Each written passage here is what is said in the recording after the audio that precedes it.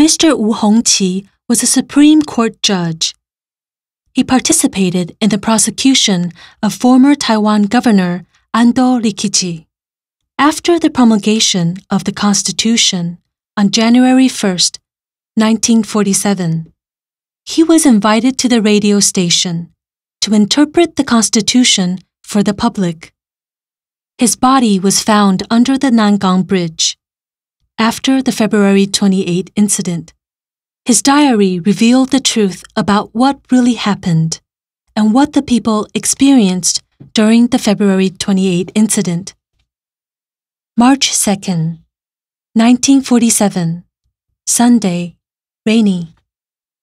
Although martial law has been lifted, the city remains uneasy, and the occasional sounds of gunfire can still be heard. The radio station provides regular updates on the progress of the Committee for the Settlement of February 28 incident, with transportation being cut off and the shortage of food. I fear the reoccurrence of another serious situation.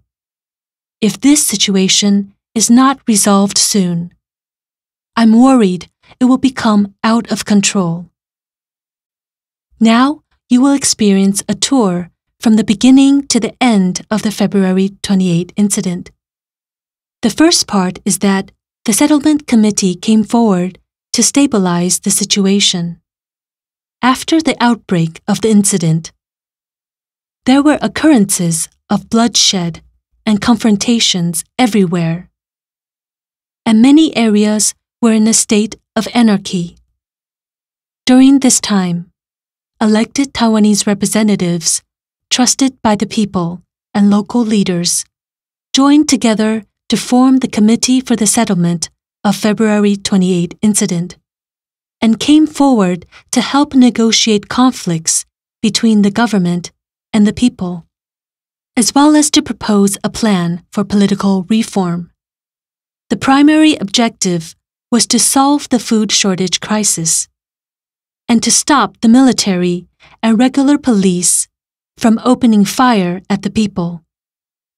The committee asked the people to remain calm and not to beat up mainlanders, and requested the military to return to their barracks and to stop shooting at civilians.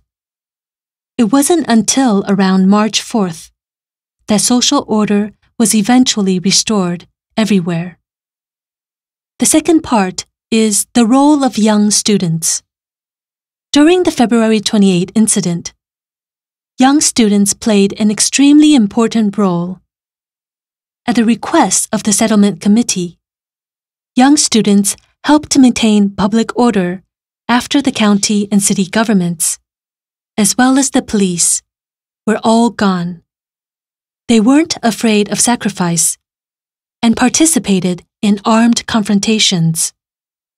They advocated the proposal for democratic reform, such as the youngsters of Tianzhong Township, Changhua County, who proposed a list of 12 demands, made their intentions clear from the outset, indicating that if reform did not take place, then the protests and confrontations will continue.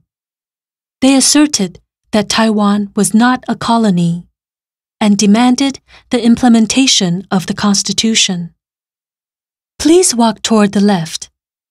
You can see 4 portraits on the wall. The 4 people were once either the chairman or vice chairman of the Settlement Committee. They were responsible for maintaining public order and solving problems for civilians during the incident. However, they were secretly killed or shot dead by the authority without any reason. The space in front of you is called the People's Square. The protest scenario is reproduced based on historical documents and oral history. January 1st, 1947.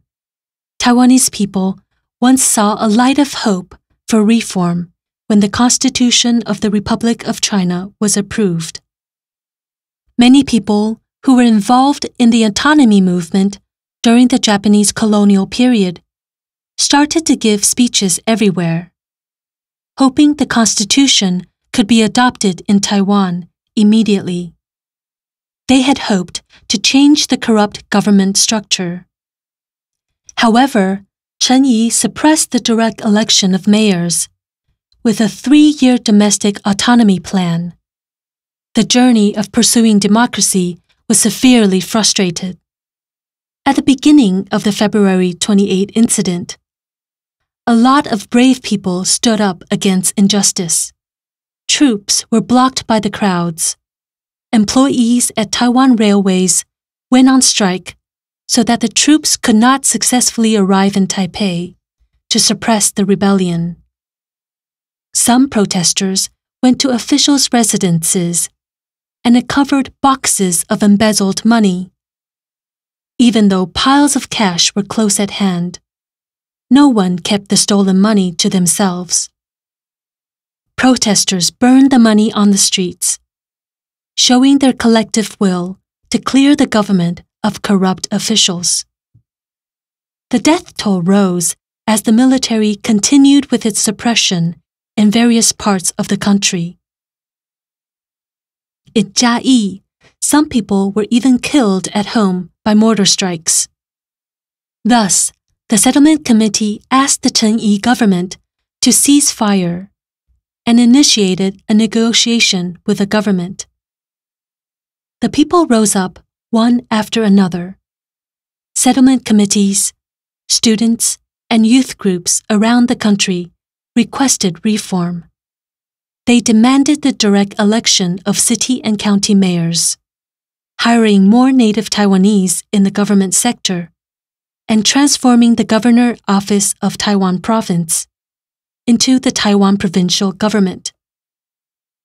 The radio on your left is playing the 32 demands proposed by the Committee for the Settlement of February 28 incident, including the handling of the incident and the fundamental reform of politics. These were published in the newspapers at the time. The record will automatically play as you pass by.